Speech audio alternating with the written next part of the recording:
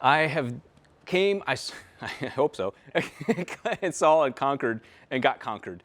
We have finally done water to air, and I've realized its strengths and, more importantly, its weaknesses. Now, what you're about to see today isn't just about the one rotor, it's really about anything that makes about 300 horsepower, and showing you what the benefits of water to air are, and more importantly, what the major drawbacks are. This is a very specific use case. There's only certain circumstances where you want to use water to air, and I can now see that is not a street car thing. You can oversize it and make it a street car thing, but you have just added a ton of weight. So we're going to show you the same car, water to air, as well as the same car now, air to air, and see the weight benefits as well as the power benefits of having the two different types of intercoolers. This car is meant to be as light as possible within reason, and water to air does not accomplish that. This is really good for a lot more horsepower than 300, so this is overkill. This with me weighs 215 and change. Me without this is 202.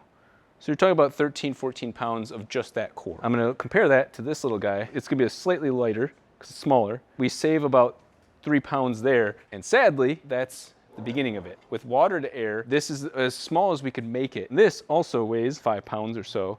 And then on top of that, you have to basically have a water to air core. We're already well over 10 pounds more for this plus the water, about another 8 pounds at least, because this is half a gallon. So you're talking at least 20 pounds more. That is just 20 pounds of unnecessary shit at this point. Plus, now you have to power a pump and you have to have wiring for all of that. So I'm gonna show you some logs of what this car runs just on the highway, and thankfully in 90-degree temperature. So it's a genuine use. Here's what you get. This white line is the intake temp sensor. The heat builds up while you're stop and go traffic.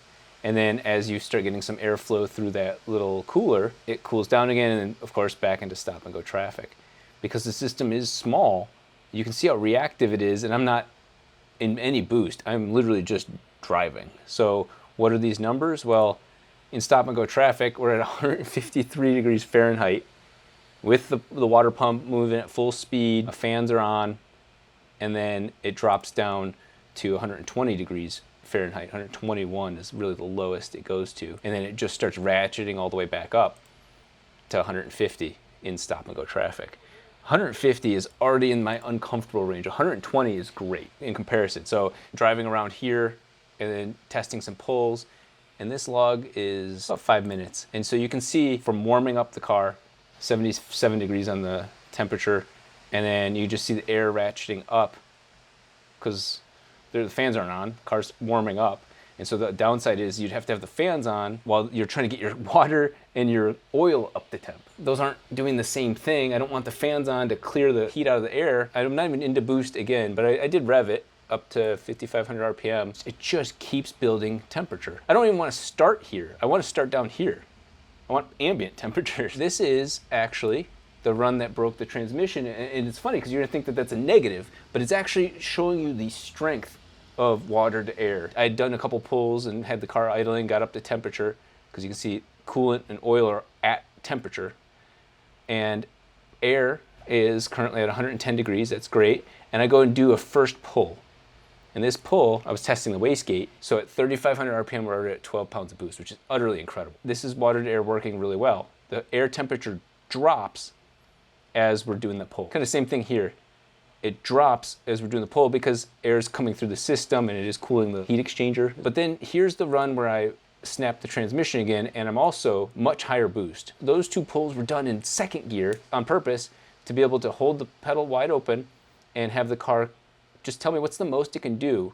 Well, in first gear, boost creep is even harder. You actually see the heat start showing up. So it goes from 113 degrees up to 121 degrees. You're already exceeding the thermal capacity of that little system. You would have to make it bigger to make it work. And we're already 20 pounds overweight compared to an air-to-air intercooler. Given these circumstances, the best benefit to me with this is throwing ice into that system and really getting it below ambient temperatures to do a dyno pull, for example. Like these pulls right here, like second gear dyno pulls. You can't, with an air-to-air intercooler, be colder than what it is outside. With a water to air, you can for a very short amount of time because it is surprising how quick that system would melt the ice. This car is not meant to be a dyno queen, so it's becoming increasingly clear that this is not the correct solution. Now I'll show you a comparison. A not much larger core on the 3 rotor, so significantly more horsepower, significantly less airflow through the front of the car, and let me show you how much more stable the air temperatures are. This is my little square around the shop. On this nasty pull right here, where I'm at 16 PSI and I'm first, second, third, the temperature drops as expected.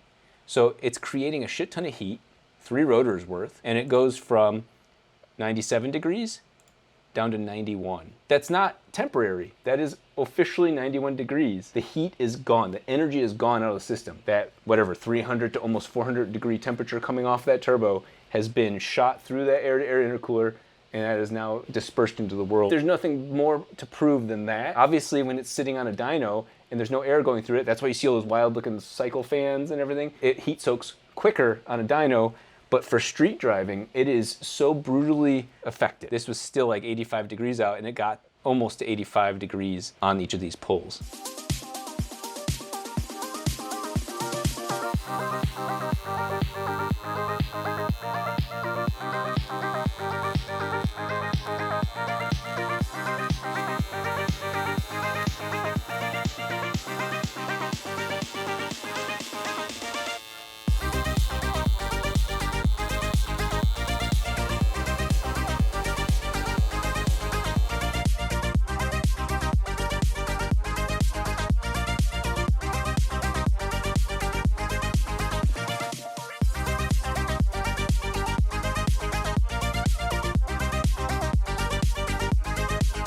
Well, this little guy is clearly the star of the show, and it is boosting incredibly well. One of the things it's not doing is not boosting. You see how big this surface area is and how much material is down there? We're gonna go ahead and, at the very least, reduce that face by about half the width. So that way we gain a significant amount more of the ability to get past this turbine wheel. It's sitting at a 90-degree angle, so it's understandably not prioritized. We now have full control over this, but I already can tell that we are blowing way past the wastegate spring, and I need as much air flow as possible. So this is beautiful for like OEM style, because over time, cast iron slowly cracks, and you want to have as much surface area as possible. All the cars that this turbo goes on are not rotary. We'll just clearance this hole and inside of there, so that way that air has a reason to go that way. Hopefully, that'll buy me some flow. It's impressive how this little blade is making that much boost. I firmly believe we're at well over mid 200s. We'll give it everything we can to stop it from making 200 horsepower, so that way we can drive this thing on pump gas as well.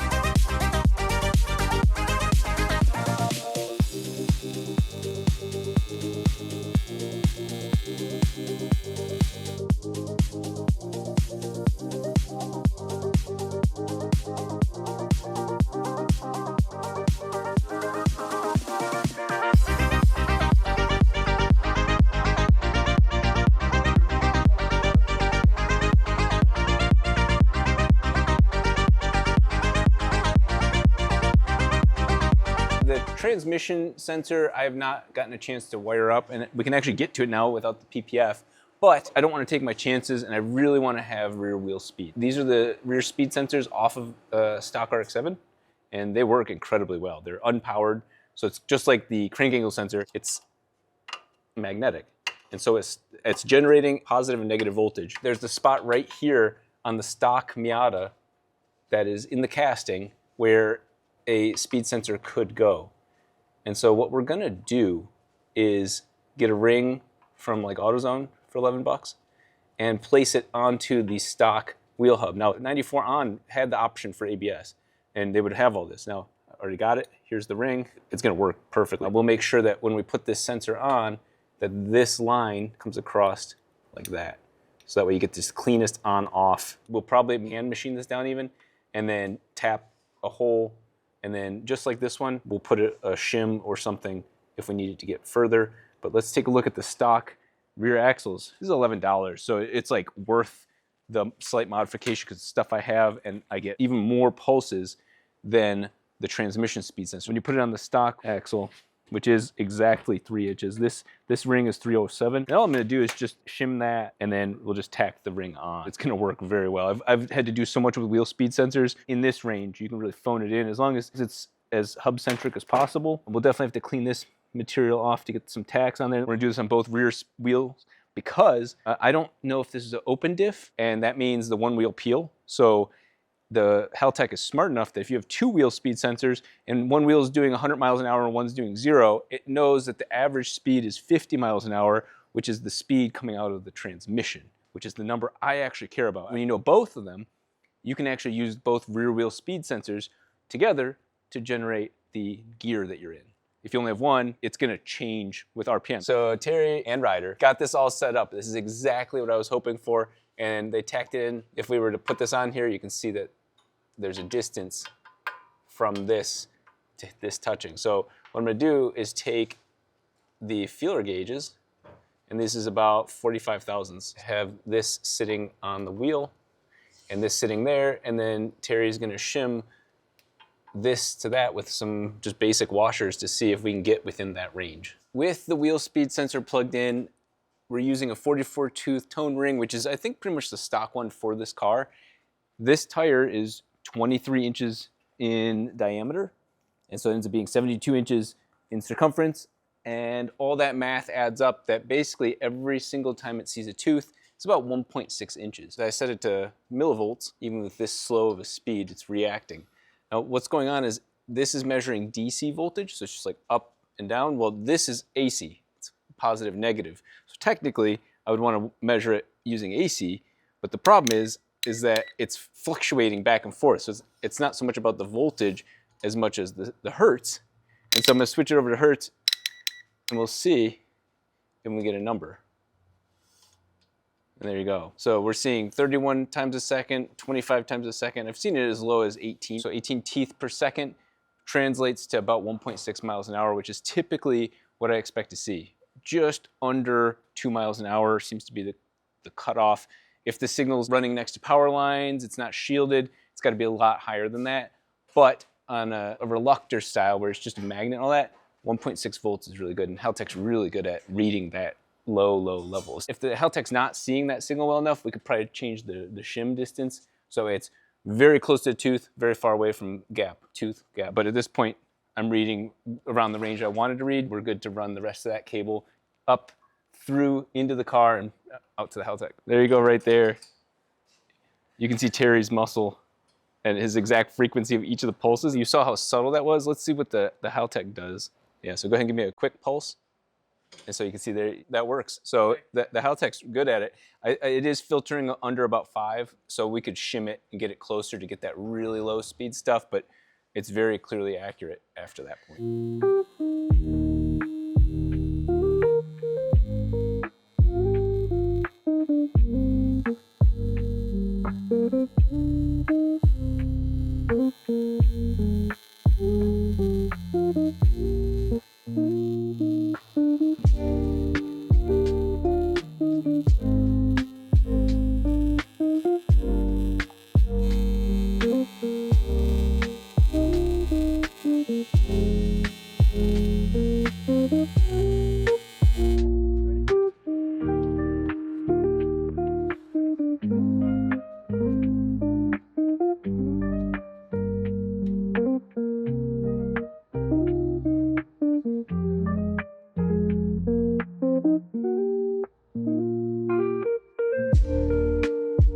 If you guys have been watching us struggle with this build, this to me is that moment where you can kind of just pause, shake off all the negativity. Here's our best attempt. If anything negative happens after this, fuck this car.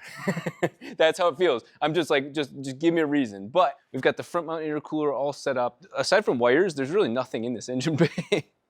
So what I'm curious to see is firing it back up, hearing if it sounds any different, getting it to idle now with this setup, and then doing a couple laps, second gear laps to begin with.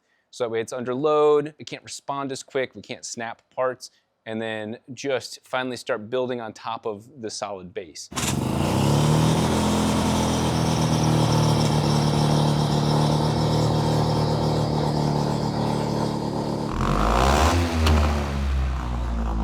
The car ran smooth.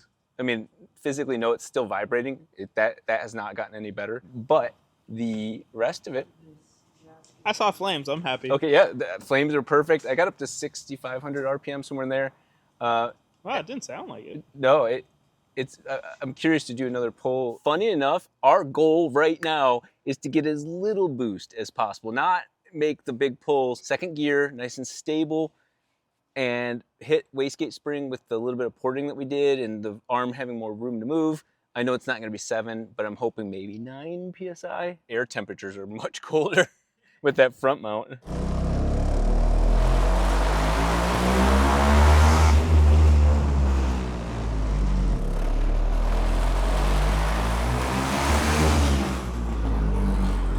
We still have way too much boost.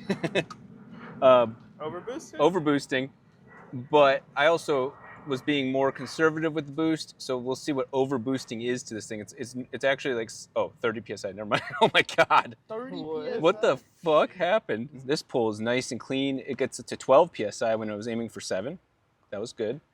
But then something changed, and this one, only at 3,500 RPM, hit 17 pounds of boost. Was your speedo working? Did you see how Oh fast yeah, you yeah, were going? actually, yeah, we should be able to see that. We definitely need to shim it right down there. It starts losing signal, but that's at 29 kilometers an hour. And then, as you can tell, as soon as it gets above whatever that is, right, 40-ish kilometers per hour, it's 100% clear. Intake temps. Let's see, dropped on every pull. They got colder on every pull Nice. because the car was moving and air was going through it. And So so, what was the peak? so we were at 112 kind of when I was driving around, and then it dropped after the first pull to 101. After the second pull, it dropped to 100, and the third pull, it dropped to 98. That So kind it of was like 120 was like 120 was base, Yeah. and then on the pulls on the water to air, it was going up to like 140, 150. Oh wow. So yeah, it's significantly safer air temps for a street car. now we just gotta dial in that boost so it doesn't go to 30 Yeah, psi. that's crazy. Something might have like popped off, because look at that one starts to control itself. I wonder if the Mac valve like vibrated. Maybe the line popped off. Yeah, that line came off, so that's the reason why. Yeah, so Terry found that the line for the boost controller came off. That's exactly what this shows. First one, it was holding. Aim for 7, and I got 10. Well, I got 12. So 12 seems to be the lowest. So the port did work. The porting did work. Nice, Yeah, nice. that for sure. Now all bets are off as soon as we get to like 8,000 RPM, because we've never been up there with boost. It's probably going to overflow even that ported size. But regardless, yeah, we've never only seen 12. The torque that this thing has is just wrong. It sounds good now too. Yeah, it feels probably my timing was off. But funny thing is I have the mile per gallon on the dash, because Haltech's calculating how much fuel's going in based on injectors. And now that we have speed working, it was saying like 30 miles a gallon when I was going in circles. And That's so not bad. yeah. If we swapped to regular gas, this thing would definitely get 40-something miles a gallon. I do think that putting a damper on it would be a fun thing, because it's still got that shake. There's no way around that shake. The engine's Yeah, too... you touch the car and you feel the vibration. Yeah, it's better compared to the worst that we were experiencing, but it's not better as in like, oh, you could drive this car without getting your ass fatigued.